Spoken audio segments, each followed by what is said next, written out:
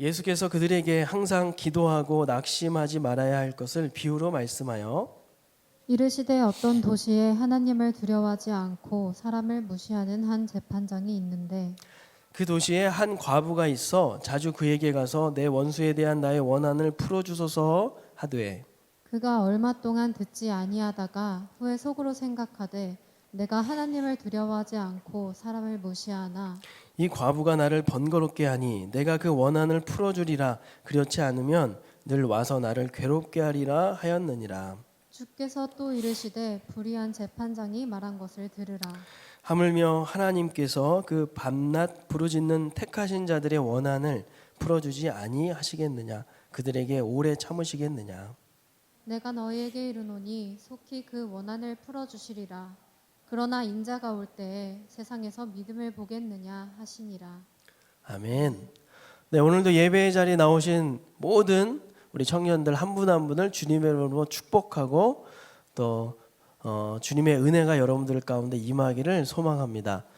네, 여러분 오늘 계속해서 우리 누가복음 말씀을 우리가 봅니다.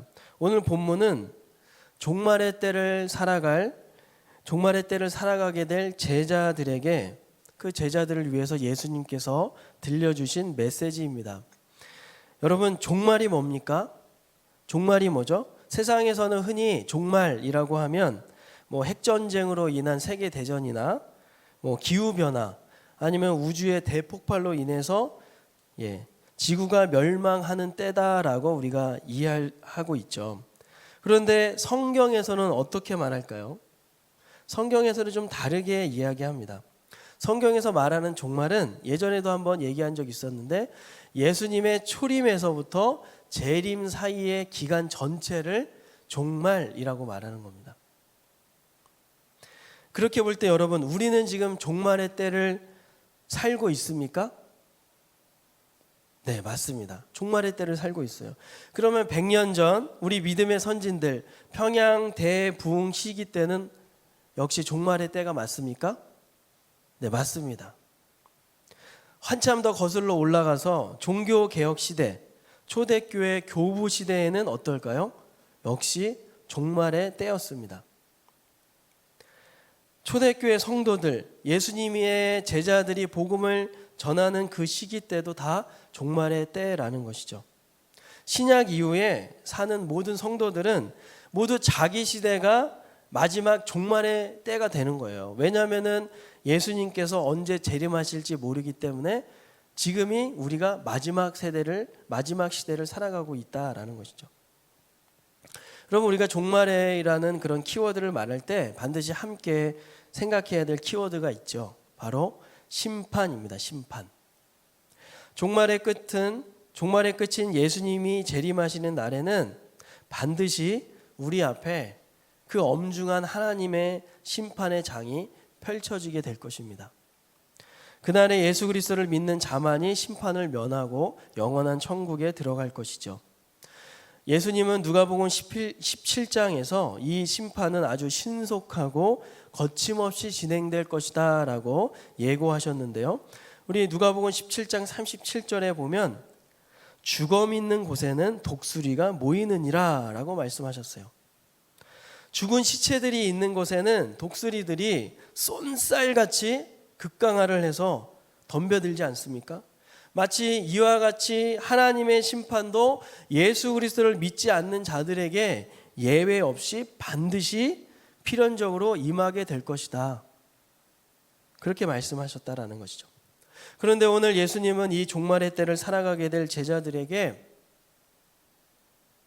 그 종말을 살면서 항상 기도하고 낙심하지 말라라고 말씀하십니다. 왜냐하면 종말의 때를 살면서 제자들이 낙심할 수 있기 때문에 이런 말씀을 하시는 거죠. 여러분 이 세상 사는 모든 사람들은 예수님을 믿던 믿지 않던 모든 사람들은 여러 이유로 낙심을 합니다. 사업이 안 풀려서, 자녀들 문제로, 또 건강 문제로. 우리 청년들 경우에는 어때요? 진로를 생각하면 참 낙심될 때가 많죠. 그럼 우리 하나님을 믿는 성도들, 예수를 믿는 우리들은 어떻습니까? 신앙 안에서 볼 때 하나님을 믿는 우리들도 세상 사람들처럼 현실적인 문제로 인해서 낙심이 될 때도 있습니다. 또한 신앙적인 문제로 가령 기도해도 응답이 안 된다거나 내가 결단했는데도 잘 실천되지 않을 때, 아니면 똑같은 실수나 죄를 계속해서 반복해서 질 때, 아니면은 나는 믿음으로 행했는데 그로 인해서 더 큰 어려움, 어떤 손해가 찾아올 때 낙심이 됩니다.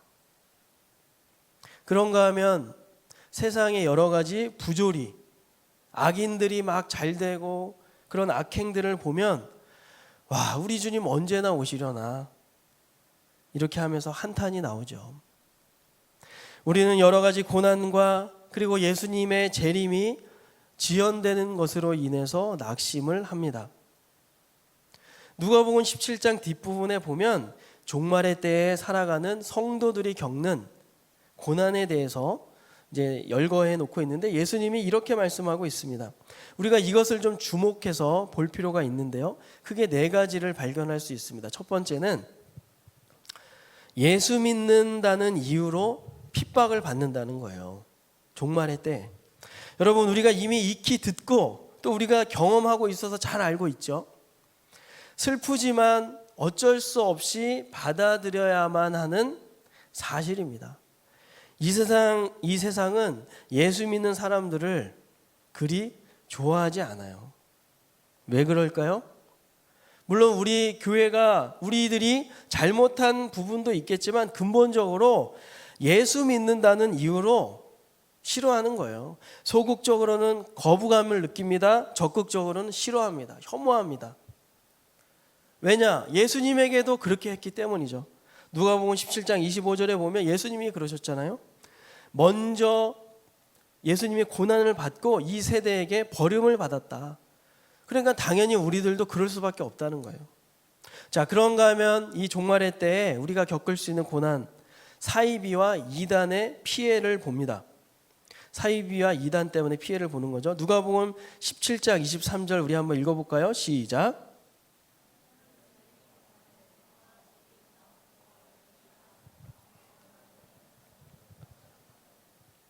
무슨 말씀이에요?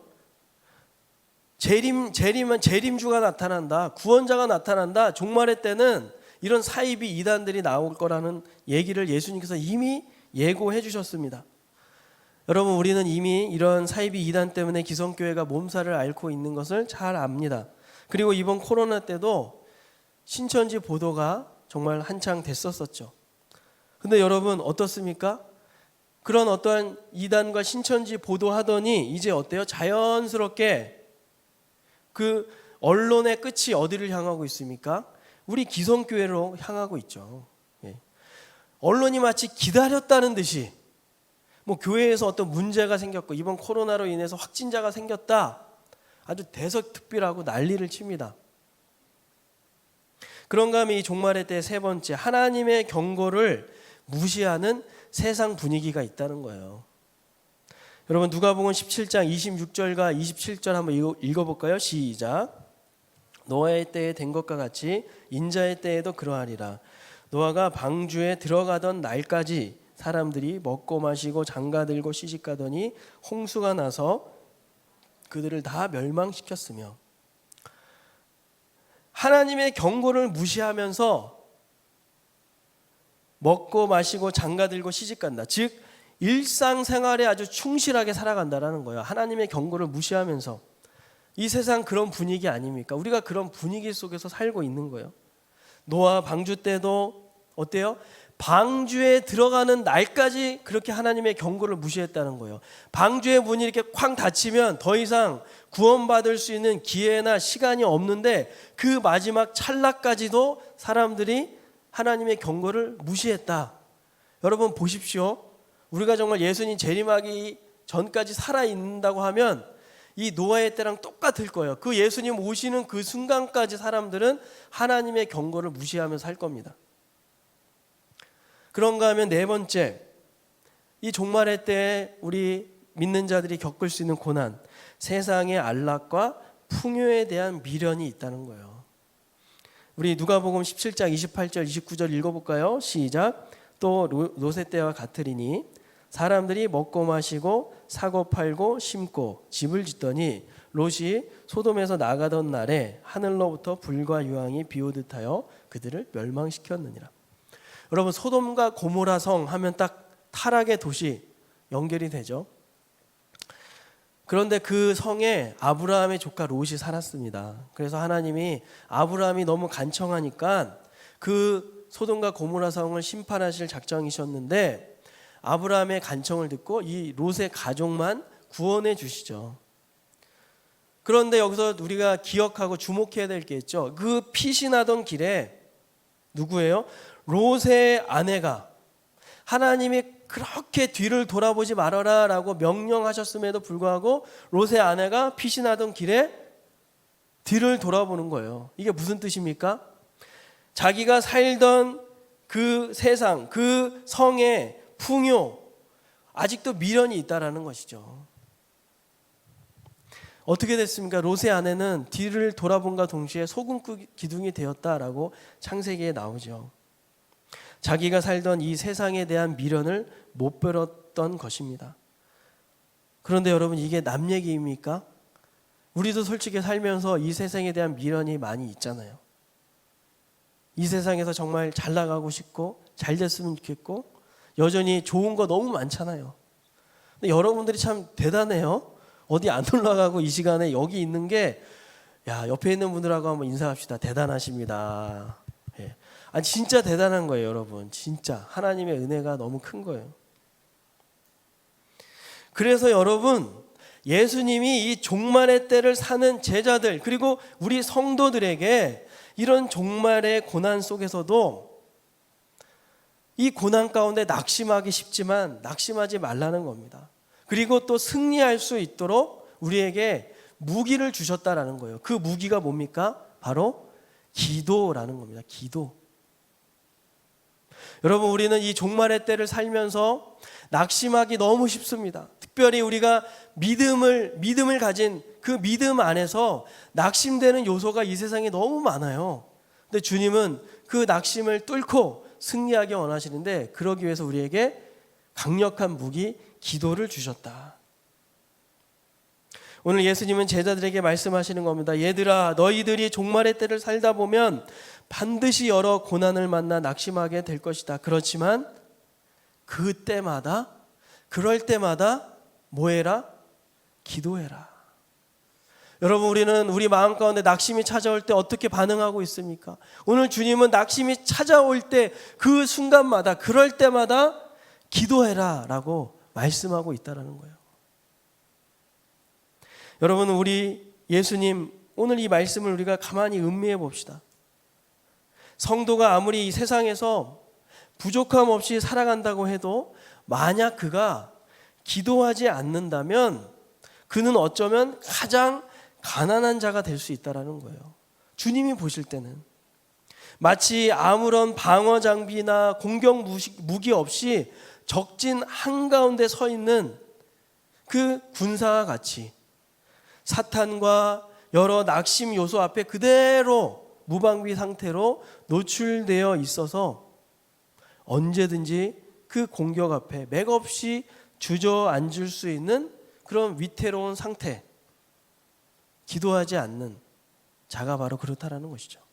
그러나 여러분, 반대로 비록 나는 세상에서 가진 것도 별로 없고 잘하는 것도 별로 없고 스스로 너무 연약하다 여기면서 날마다 하나님 앞에 나가 기도한다면 주님이 보실 때 어쩌면 그 사람은 가장 강한 자, 사탄도 어떻게 할 수 없고 우리를 낙심시키는 그런 낙심 요소도 별 영향력을 끼칠 수 없는 그런 사람이다 라고 오늘 주님께서 말씀하시는 것 아니겠습니까?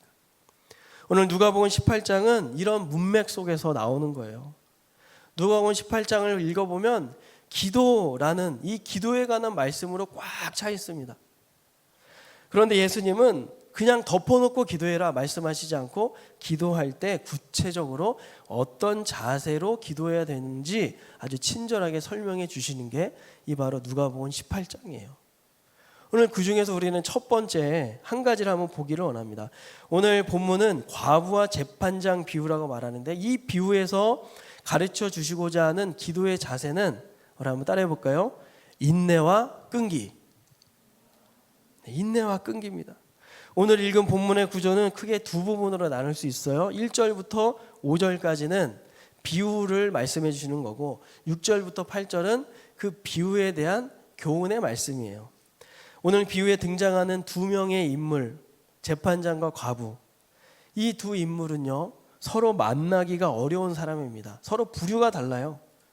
가뜩이나 이 재판장은 어떻습니까? 아주 부도덕하고 불의한 재판장이다 라고 얘기하죠. 18장 2절에 보면 어떤 도시에 하나님을 두려워하지도 않고 사람을 무시하는 한 재판장이 있다 그러죠. 아마도 이 재판장은 로마에서 파견된 이방인이었을 가능성이 큽니다. 그러니까 당연히 자연스럽게 하나님에 대한 두려움도 없을 것이고, 또 유대인들에 대한 존중함도 없었을 거예요. 그렇게 그들 위해서 군림하던 그런 불의한 캐릭터였을 것입니다. 그에 비해 이 과부는 어때요? 여러분, 당시 과부는 로마 식민지 사회에 있는 그 유대 사회에서도 더 힘이 없고 초라한 약자 중에 약자 아닙니까? 그런데 이 과부가 어떤 억울한 사연이 있었는지 자주 재판장에게 와서 자기 원한을 풀어달라고 애원을 하고 있었던 것 같아요.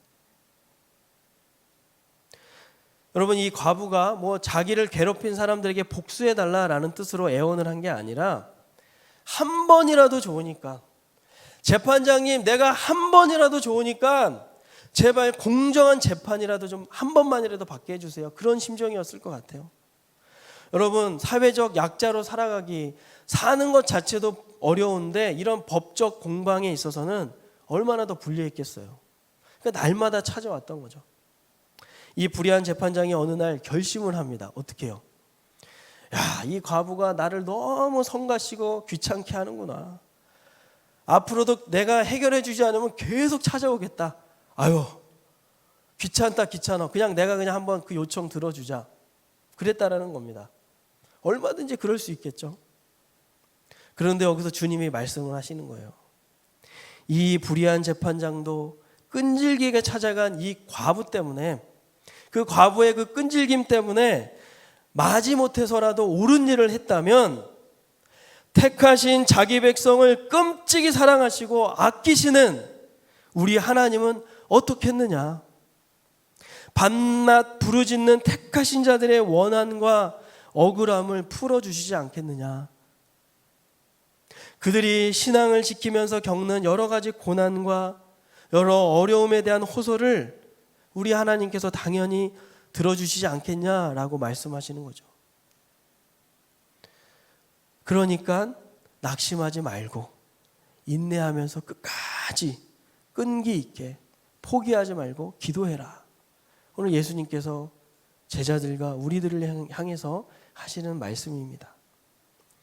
여러분, 우리가 한번 생각해 봅시다. 우리가 사람들이 보통 어떤 일에 있어서 인내하고 끈기를 가지려면 그럴 만한 이유가 반드시 있어야 되잖아요. 그렇죠? 뭔가 이유가 있어야 인내를 하죠. 내가 좀만 힘들어도, 내가 좀만 더 허리띠 조르면 집 한 채 장만할 수 있어. 그래서 안 먹고 안 쓰고 열심히 저축하고 집 사는 거잖아요. 내가 조금만 더 버티고 공부하면 좋은 성적 거둘 수 있을 거야. 요즘에 여러분 기말고사 보느라고 되게 피곤하고 힘들 텐데, 이번 상반기는 어느 누구도 겪어보지 않은 상반기잖아요. 온라인 이 수업 듣는 게 얼마나 피곤해요. 그죠? 여러분 정말 진짜 대단합니다. 여러분 너무 고생 많았어요. 그런데도 우리가 왜 앉아 있어요? 왜 버텨요? 그렇게 악착같이 밤새가면서 과제를 내요? 내가 좀만 버티면, 좀만 인내하면 패스할 수 있고 좋은 성적 거둘 수 있으니까 그런 거잖아요. 여러분, 어린 자녀 교육할 때도 마찬가지입니다. 비슷한 원리가 작동돼요. 부모가 반드시 기억해야 될 수칙이 하나 있다면 약속은 반드시 지키라라는 거죠. 그래야 어린 자녀가 인내심을 갖고 참을 수 있게 됩니다.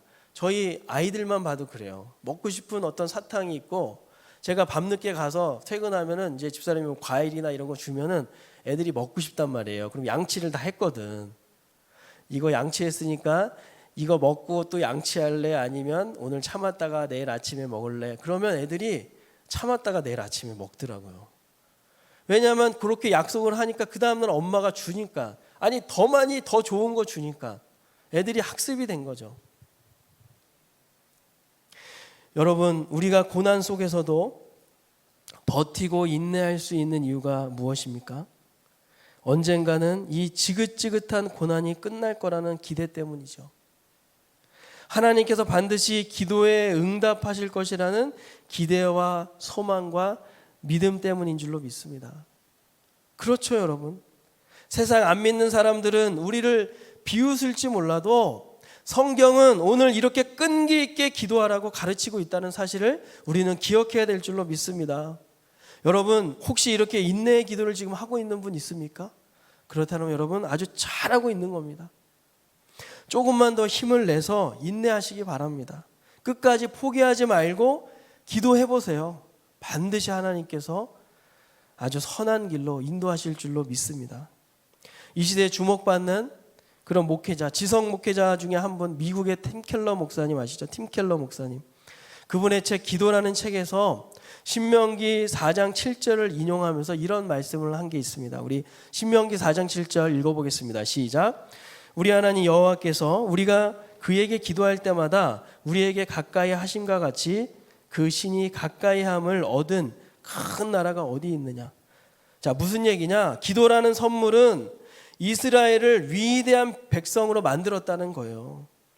기도할 때마다, 그들이 기도할 때마다 하나님이 가까이 해주셨다는, 하나님의 능력과 하나님의 그 지혜를 나타내 보여주셨다는 겁니다.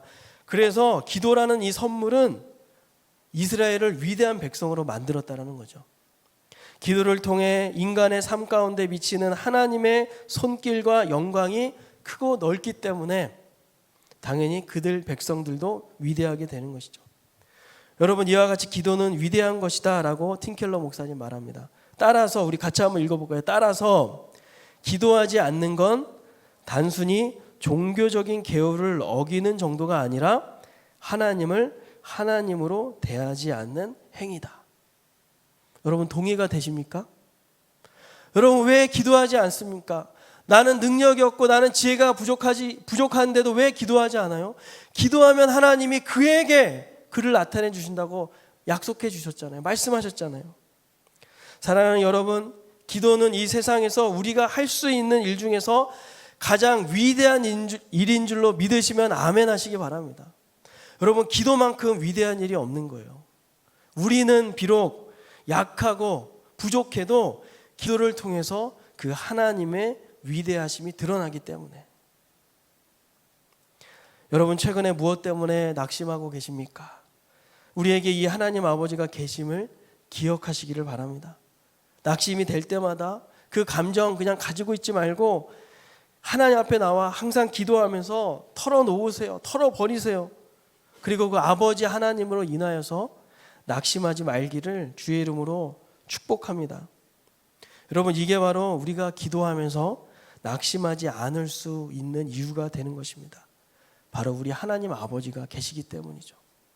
밤낮 택하신 자들의 부르짖는 그 원한, 그 기도를 외면치 않으시고 응답하시는 그 아버지 하나님.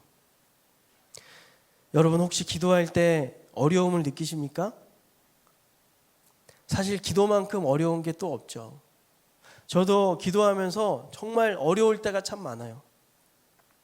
마치 칠흑같이 깜깜한 그 밤에 아무도 없는 그 바다 한가운데서 누군가를 향해서 외치고 있는 것 같은 느낌이 들지 않습니까? 내가 힘주어서 외쳐도 아무도 없는 것 같고 아무 대답도 들리지 않을 것 같은 그런 막연함과 막막함이 들 때가 바로 우리가 기도하는 순간 아닙니까?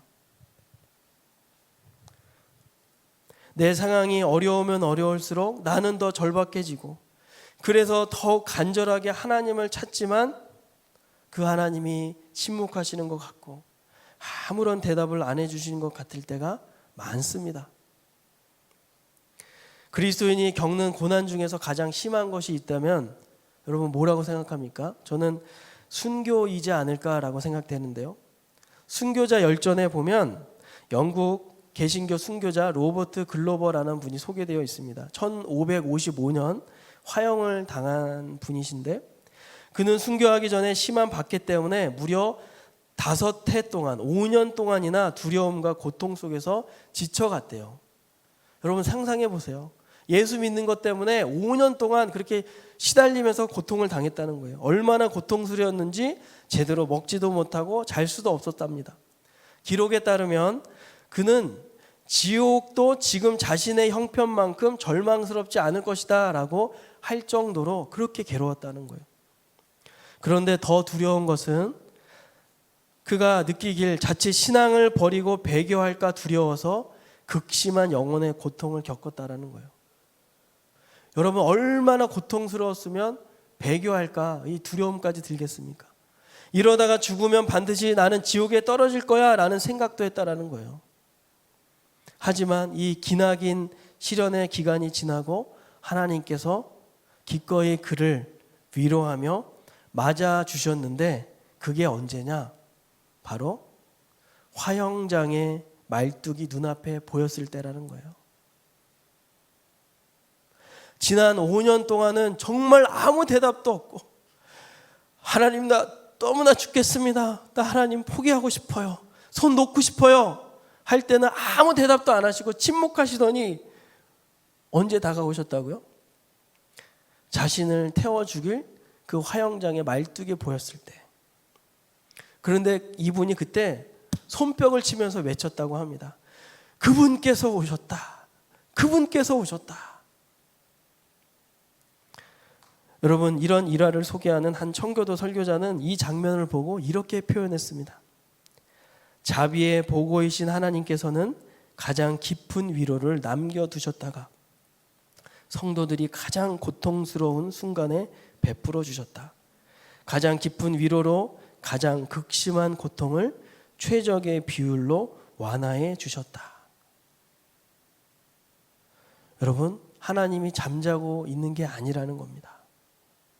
하나님이 다 지켜보고 있다라는 거예요. 사랑하는 여러분, 기도는 참 어려운 것이 맞습니다. 그렇지만 기도만큼 신비한 것이 없습니다. 여러분, 기도 1, 20분 해서 아무 느낌 없다고 그냥 그 자리에서 일어나서 돌아가지 마시기 바랍니다. 조금만 더 주님 앞에 끈기를 가지고 기도해 보시기 바라요. 오늘 예수님은 그래도 끝까지 포기하지 말고 기도하라고 말씀하고 있습니다. 반드시 응답이 올 것이다. 반드시 아버지께서 대답을 하실 것이다 라고 말씀하시는 거죠. 여러분 어떤 이유로 기도하고 계십니까? 어떤 이유로 낙심하고 있어요? 기도의 자리에 나오시기 바랍니다. 포기하지 말고 한 번만 더 조금만 더 끈기 있게 기도해 보시기 바랍니다. 오늘 누가복음 18장 7절 끝에 보면 이런 말씀이 있죠. 그들에게 오래 참으시겠느냐. 무슨 얘기입니까? 혹시 그 무한한 지혜를 가진 그 전지전능하신 하나님께서 기도 응답을 지연시키신다면 거기에는 분명한 이유가 있을 것이라는 겁니다. 우리 베드로후서 3장 9절 한번 읽어볼까요? 시작. 주의 약속은 어떤 이들이 더디다고 생각하는 것 같이 더딘 것이 아니라 오직 주께서는 너희를 대하여 오래 참으사 아무도 멸망하지 아니하고 다 회개하기에 이르기를 원하시느니라. 여기 분명하게 말씀하고 있지 않습니까? 결코 주의 약속은 더디지 않는다는 거예요. 지연되고 있는 데는 분명한 이유가 있다는 겁니다. 그리고 분명한 것은 회개하고 다시 하나님 앞에 돌아올 수 있는 시간을 주신다. 회개하고 다시 주님 앞에 온전히 설 수 있도록 지연시키고 있는 것이다. 여러분 예수님의 재림이 왜 지연되는 것처럼 우리 느껴집니까? 우리 하나님은 더 많은 영혼들이 회개하고 돌아오기를 기다리고 계시는 거예요. 여러분 그렇지만 하나님께서는 반드시 이런 모든 과정을 통해서 우리에게 선한 것을 주시는 분이십니다. 우리 로마서 8장 28절 말씀도 한번 읽어보겠습니다. 시작. 우리가 알거니와 하나님을 사랑하는 자 곧 그의 뜻대로 부르심을 입은 자들에게는 모든 것이 합력하여 선을 이루느니라. 여러분 하나님은 우리에게 시시한 거 주시지 않는다는 겁니다. 가장 좋은 것, 최선의 것 주시는 분이심을 믿으시면 아멘 하시기 바랍니다. 여러분, 모든 과정을 통해서 하나님은 반드시 선을 이루실 줄로 믿습니다. 여러분, 우리가 간절하면 간절할수록 기도가 반복해서 나오죠. 똑같은 말이 계속해서 나옵니다. 그런데 예수님께서 중언부언의 기도를 하지 말라고 하셨죠. 중언부언의 기도가 무엇이냐? 예수님이 말씀하시는 중언부언의 기도가 무엇이냐? 아무 의미 없이 하나님과 어떠한 인격적인 교감 없이 그냥 내 뜻 관철시키려고 주문처럼 외우는 게 바로 중언부언의 기도예요. 그런데 여러분, 우리가 간구하는 것이 하나님의 뜻에 어긋나지 않는 것이라면, 내가 정말 주님 안에서 정말 간절한 소원이라면 얼마든지 반복해서 기도할 수 있음을 기억하시기 바라요. 여러분, 우리가 정말 간절하고 절박하다면 똑같은 말을 계속 반복하지 않습니까? 10번이고 100번이고 주여 은혜를 주옵소서, 주여 나에게 은혜를 주옵소서, 주여 이번 학기에도 은혜를 주옵소서, 하나님 우리 가정에 은혜를 주옵소서, 하나님 우리 아빠에게 은혜를 주옵소서, 하나님 나의 인생에 은혜를 주옵소서. 똑같은 말 반복하지 않냐 이거죠. 사랑하는 여러분, 우리 모두 낙심하지 말고 포기하지 말고 끝까지 기도합시다. 여러분, 기도하자고요. 여러분, 오늘 예수님께서 비유 끝에 아주 의미심장한 말씀을 하시죠. 우리 누가복음 18장 8절 말씀 한번 읽어볼까요? 시작. 내가 너희에게 이르노니 속히 그 원한을 풀어주시리라. 그러나 인자가 올 때 세상에서 믿음을 보겠느냐 하시니라.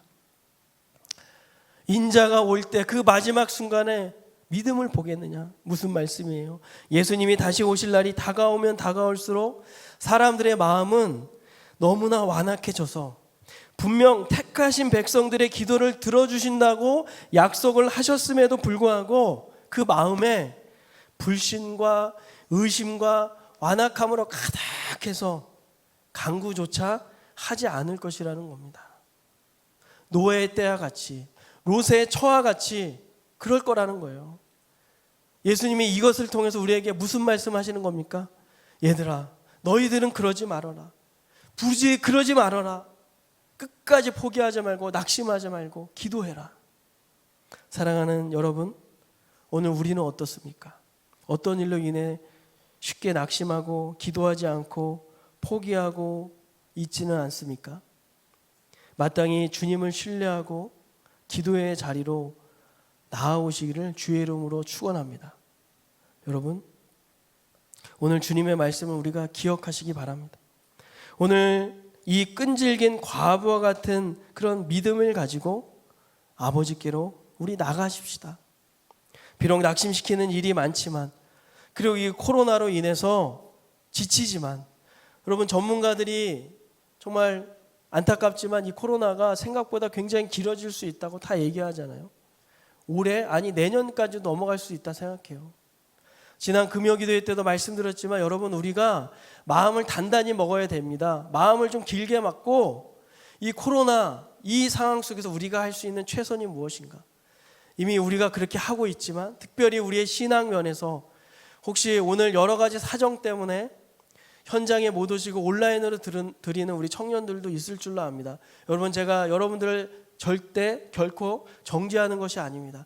그렇지만 혹시 그 가운데 이 코로나 때문이라고 핑계하면서 예배의 자리에 못 나오고 있지는 않는지, 예배의 자리와 멀어지고 있지 않은지, 혹시 우리가 그러진 않은지 돌아보자라는 것이죠. 여러분, 이 코로나로 인해서 우리가 주님과 멀어지지 않기를 정말 주의 이름으로 간곡히 당부드립니다. 이럴 때일수록 악착같이 하나님 앞에 나아가야 돼요. 악착같이 주님을 붙들어야죠. 이 세상은 계속해서 우리를 핍박하고 이 세상은 우리를 계속해서 괴롭히고 힘들게 할 겁니다. 세상 사는 거 만만치 않습니다. 그럴 때마다 우리가 낙심하고 주저앉겠습니까? 오늘 주님의 말씀처럼 항상 기도하고 낙심하지 말아야 될 줄로 믿습니다. 오늘도 이 믿음, 이 말씀 붙들고 주님, 나를 도와주십시오. 주님, 나에게 은혜를 주옵소서 간구하는 우리 모두 되기를 주의 이름으로 축원합니다. 우리 시간 다 함께 한번 일어나서 우리 한번 기도하기 원하는데요.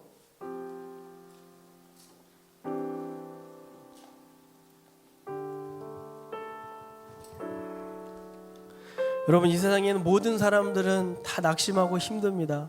그런데 진짜 믿음이 있는 사람은 자기의 그 낙심거리 가지고 주님 앞에 나오는 자입니다. 그리고 1, 20분 기도해서 응답 안 온다고 포기하지 않고 응답 될 때까지 끝까지 주님 앞에 나아가는 자, 기도하는 자, 그 사람이 진정한 믿음이 있는 자인 줄 믿습니다. 여러분, 오늘 마음속에 오늘 예배에 나오신 청년들 어떠한 고민이 있습니까? 어떤 것 때문에 지난 한 주 낙심하셨어요? 지금 이 순간에 예배하고 있지만 이 순간에도 낙심되고 있습니까? 주님 앞에 나아가십시다. 포기하지 마십시오. 낭망하지 말라고 하잖아요. 여러분, 우리의 그런 문제를 놓고 주님 앞에 이 시간 진심으로 주님 앞에 기도하겠습니다. 우리 각자 우리 기도하도록 하겠습니다. 기도하십시다. 오 하나님, 주님의 은혜로 우리를 덮어주십시오. 주님의 위로로 이 시간 덮어주십시오. 하나님, 위로하여 주시고 격려하여 주시고 기도를 인도하여 주시옵소서. 주님이 이끌어 주십시오. 주님 앞에 토설하게 하여 주십시오. 그 입술이 열릴지어다, 그 마음이 열릴지어다. 하나님, 한숨 짓고 한탄하면서 그치지 않고 그 자리에서 주저하지 않게 하시고 주님께 나올 수 있도록 도와주십시오. 주님 앞으로 나올 수 있도록 도와주십시오. 아버지, 하나님 앞에 나옵니다. 아버지, 도와주십시오. 낭망하지 말고 끝까지 포기하지 않고 기도하게 하여 주옵소서. 하나님, 우리를 사랑하신 주, 우리를 도와주시옵소서. 우리를 도와주시옵소서. 아버지, 우리를 도와주시옵소서. 우리를 도와주시옵소서. 우리를 도와주시옵소서. 아버지, 역사하시옵소서. 아버지, 우리를 낙심시키는 것은 무엇입니까? 하나님 아버지, 그것을 뚫고 주 앞에 나올 수 있도록 도와주시옵소서. 아버지, 역사하시옵소서. 우리 다 함께 찬양합니다.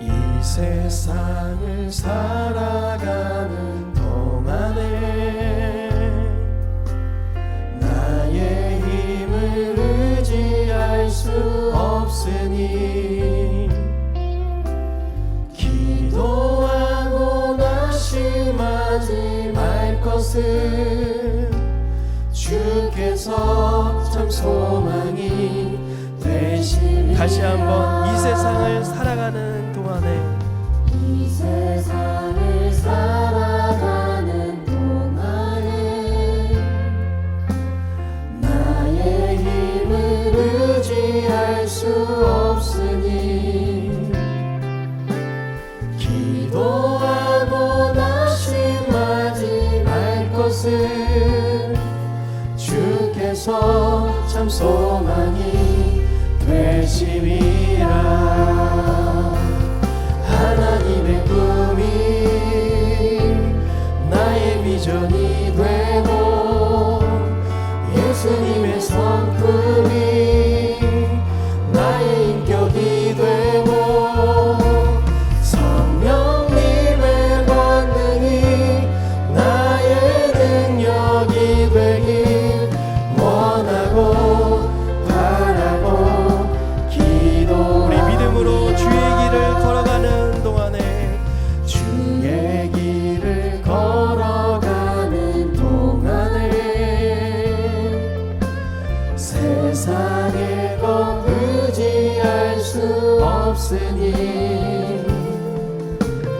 감사하고 낙심하지 말 것은 주께서 참 기쁨이 되시. 믿는 자들은 두 손 높이 들고 하나님의 꿈이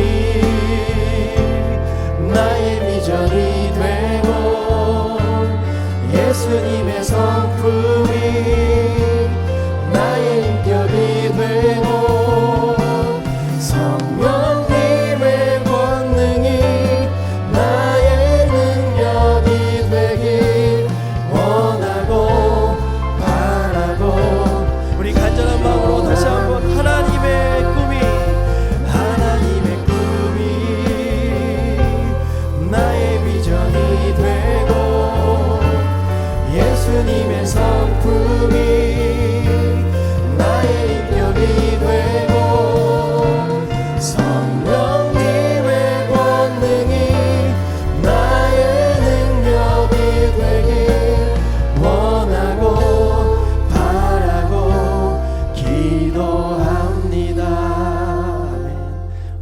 가지만 더 기도합시다. 여러분, 나처럼 그렇게 고민하고 낙심하는 사람이 바로 내 옆에 똑같이 있습니다. 우리 공동체를 위해서 기도합시다. 하나님, 우리 사랑하는 레알 지체, 우리 형제 자매들, 우리 사랑하는 동역자들 낙심하지 않게 해주십시오. 이번 한 학기 정말 힘들게 여기까지 왔는데 주님의 은혜로 이 상반기 한 학기 잘 마무리할 수 있도록 도와주시고, 어떠한 어려운 가운데서도 하나님 앞에 나아가기를 포기하지 않도록 끝까지 기도하여 승리할 수 있도록 우리 형제 자매들, 우리 동역자들을 붙들어 주시옵소서, 지켜 주시옵소서. 주여 한번 외치고 기도하겠습니다. 주여.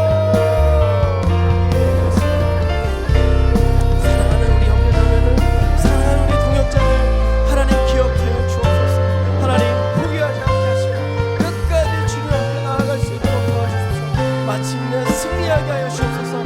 사랑하는 우리 지체들, 나의 친구들, 나의 동생들, 나의 선배들, 하나님 나의 동역자들 지켜주십시오. 끝까지 붙들어 주십시오. 낙심하지 않게 해주십시오. 어떠한 어려운 가운데, 어떠한 막막한 가운데 일어날 수 있도록 그 하나님, 우리의 기도에 응답하신 하나님 경험할 수 있도록, 붙잡을 수 있도록 도와주시옵소서. 오 하나님, 감사드립니다. 주 역사하여 주시옵소서.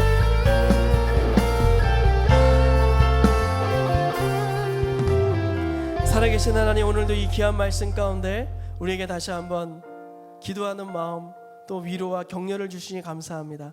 어떠한 어려운 가운데 있지만 이 코로나로 인해서 또 이 불신 세상에서 믿는 자로 살아가면서 여러 가지 어려움이 있지만 오늘 말씀처럼 항상 기도하게 하시고 포기하지 않고 낙심하지 않도록 도와주시옵소서. 사랑하는 우리 청년들, 기도로 이 20대 아니 전 인생을 쌓아 올릴 수 있도록, 쌓아갈 수 있도록, 만들어갈 수 있도록 하나님 은혜 위에 은혜를 더하여 주실 줄로 믿습니다. 마침내 승리할 그날을 우리에게 허락하실 줄로 믿고 감사드리며 살아계신 예수님의 이름으로 기도하옵나이다.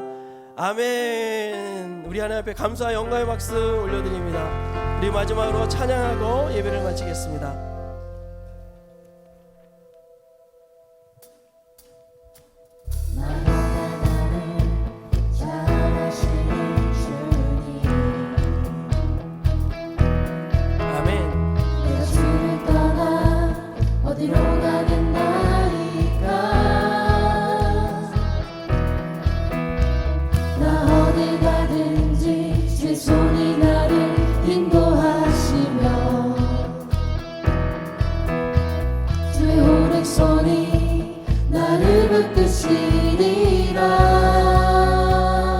우리 불 다 켜주시고요. 나를 창세 전부터 계획하시고 지금까지 인도하시네.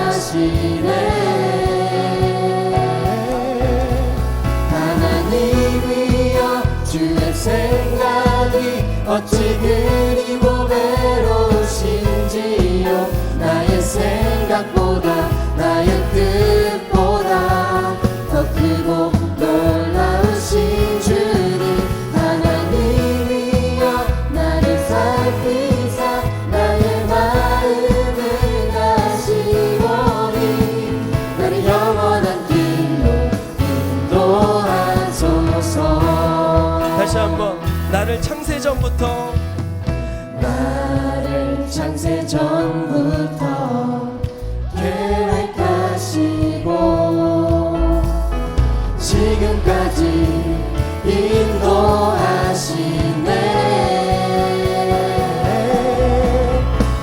하나님이여, 주의 생각이 어찌 그리 보배로우신지요. 나의 생각보다, 나의 뜻보다 더 크고 놀라우신 주님. 하나님이여, 나를 살피사 나의 마음을 가시오니 나를 영원한 길로. 우리 한 번만, 마지막으로 한 번 더. 하나님이여, 주의 생각이 어찌 그리 보배로우신지요.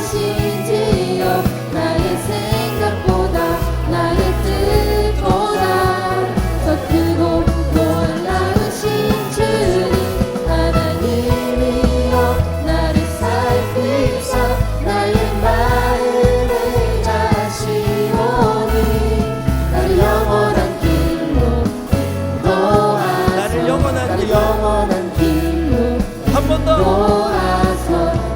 영원한 길로 인도하소서.